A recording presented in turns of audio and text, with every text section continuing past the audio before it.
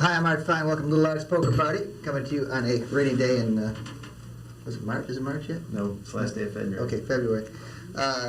Rainy day, that's not, remember the Merle Haggard line that says rubber boots are still in style That's for manly right. footwear? Manly footwear. Well, it was leather boots, but I'm adapting it.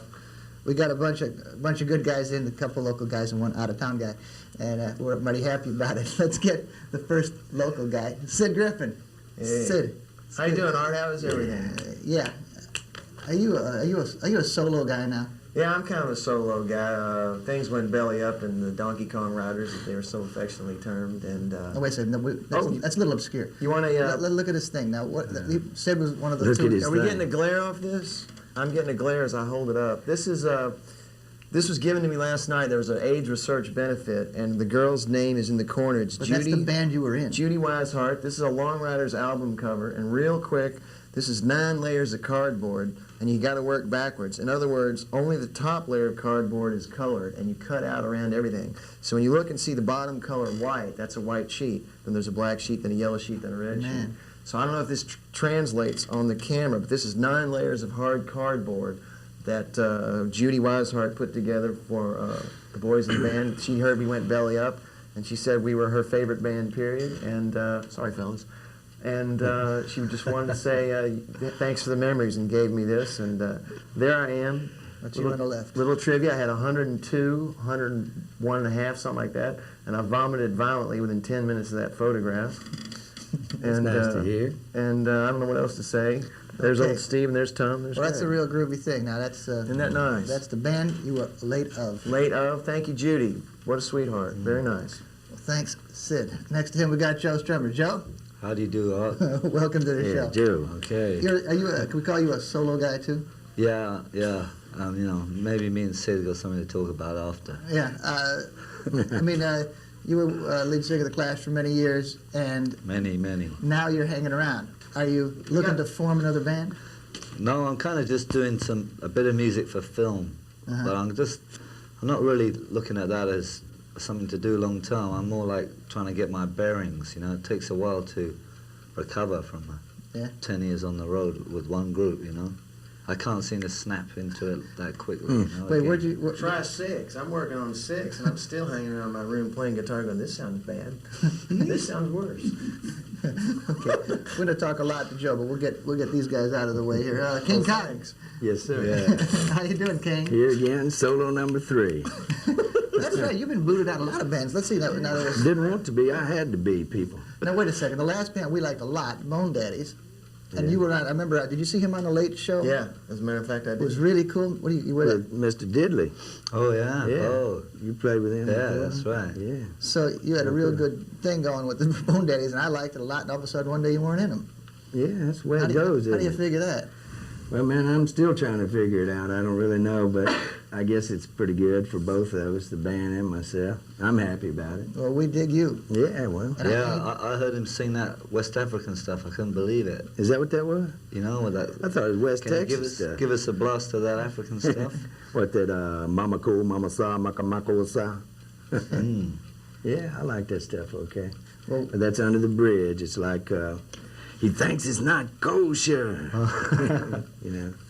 Under the bridge. so anyways, you're going solo now. Are you doing some work with Bo Diddley? You said. Yeah, as a matter of fact, I brought you something here. Little There you go. Yeah. I was One Eye Henry with Bo. Hold it steady for a second. That's not that One Eye Henry.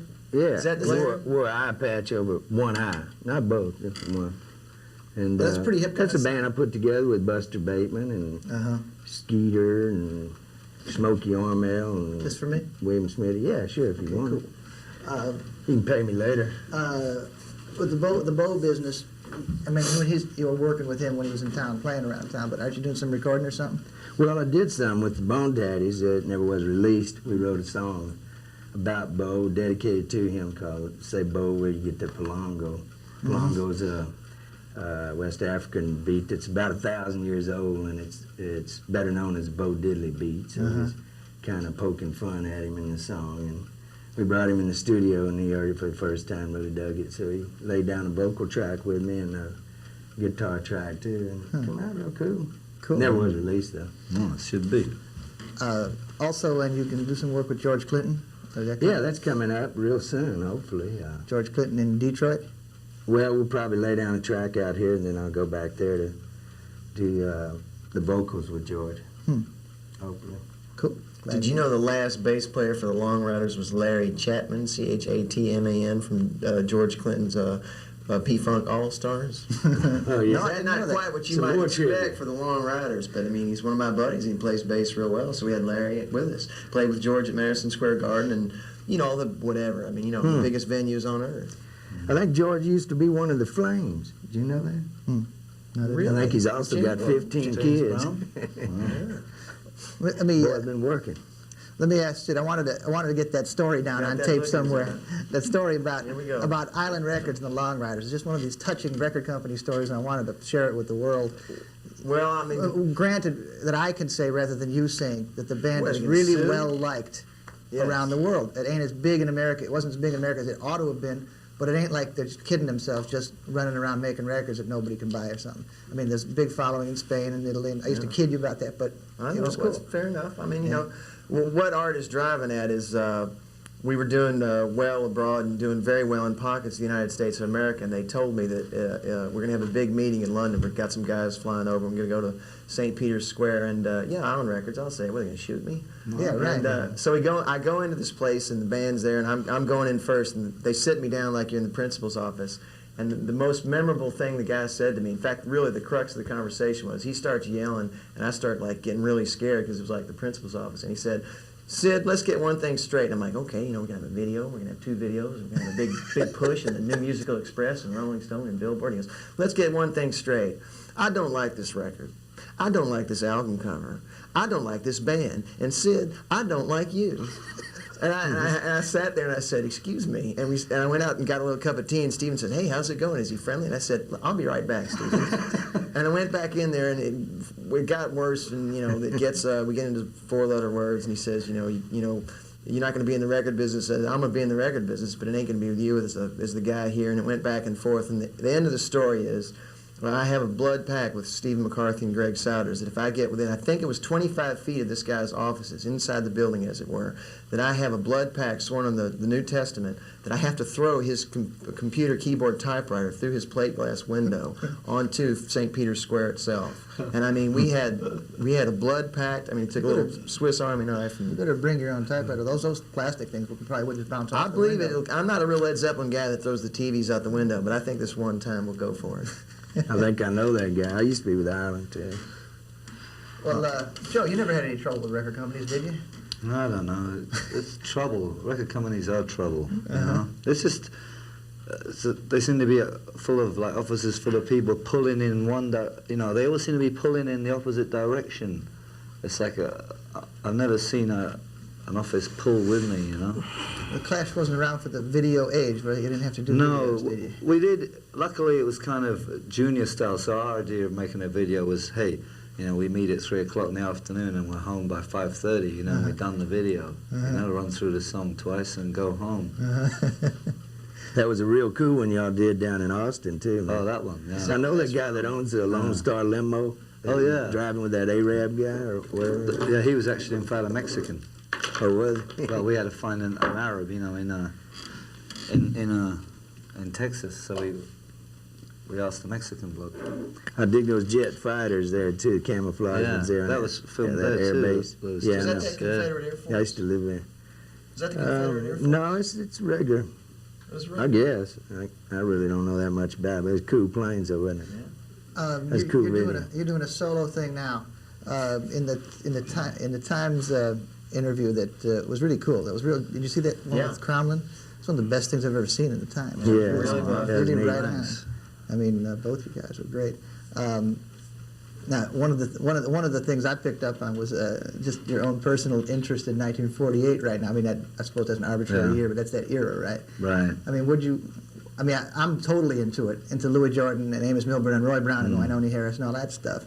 When have you, what's prompted you to get into that? Well, you see, when I was 16, there was blues was big, in England. There was a blues boom, courtesy of John Mayall and, Eric Clapton and all that stuff.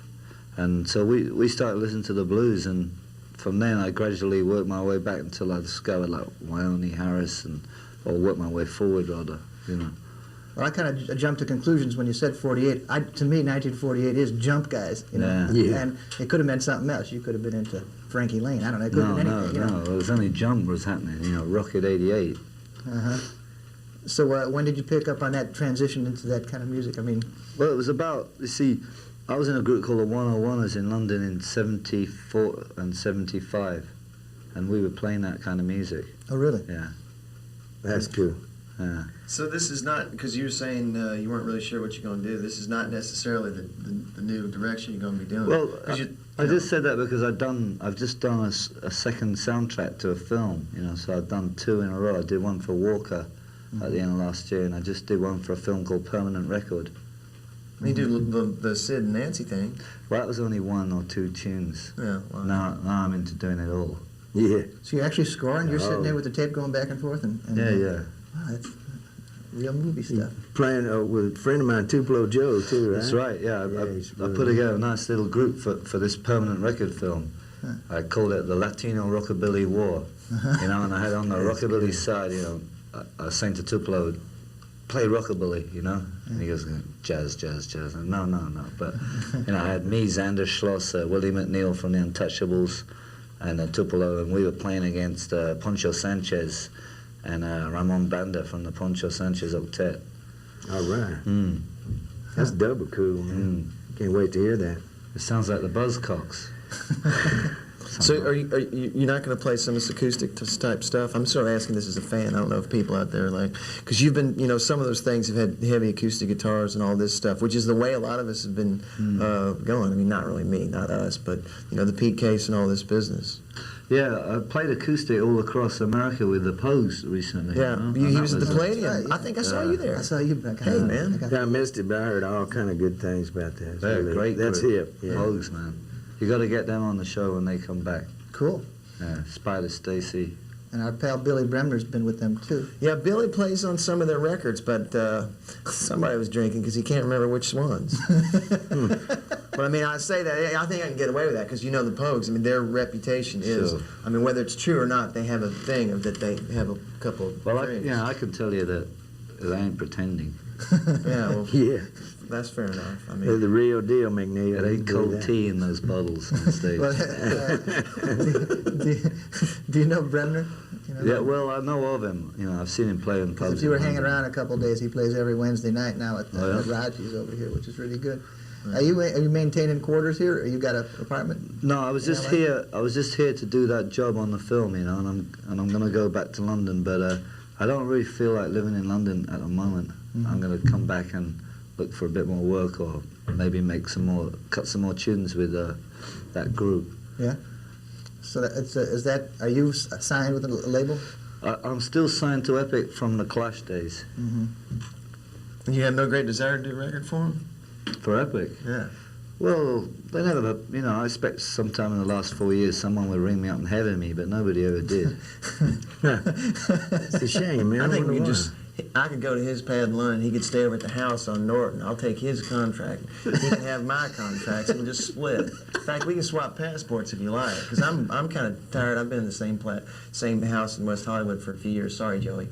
And we can just swap lives for a while, like Prince and Pauper type thing, or two paupers, skip Prince, race, cut tape. Well, if we did that, I'd reform the Long Ryders, I think, tomorrow. Right. That's great. The Long Ryders ride again. What's funny is we're all kind of dressed like the Long Ryders. We could just get Art to wear a jacket. We could go out there and it's like the plaid shirt and everybody's wearing boots. Is that right? With this business back here, too, man. I meant to ask you backstage a while ago.